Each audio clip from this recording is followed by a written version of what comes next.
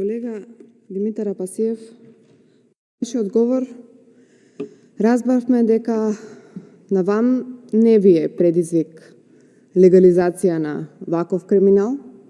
Јас ќе ве дополнам дека исто така и на ВМРО, ДПМН и коалицијата не ни е предизвик легализација на ваков криминал.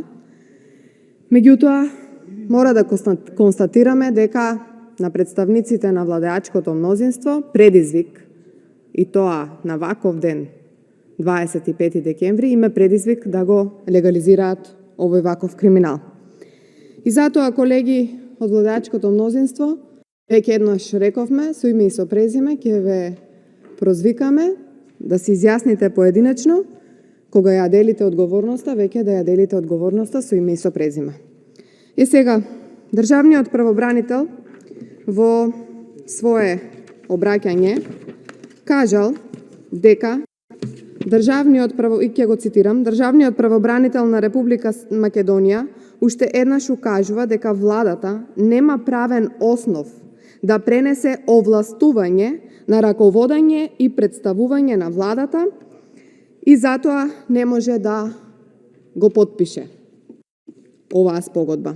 И сега моето прашање е следното.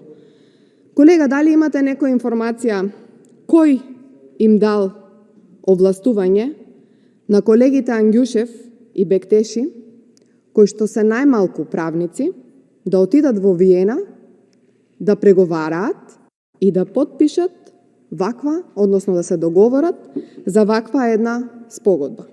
Епа владата, предводена од СДСМ и Зоран Заев, им дала овластување. Дали смејало да го направи тоа? Не знам. Дали истите се правници? Не знам. Се надевам дека има правници овде и од колегите од владеачкото мнозинство и истите по завршувањето на ова ќе се запрашаат дали треба да имаат диплома. Дали знаете кои податоци ги имале истите за да се договараат за ваква спогодба? Дали примиле некаков надоместок за да се договорат? Или вас, колеги, пратеници од владеачкото мнозинство да ве наместат?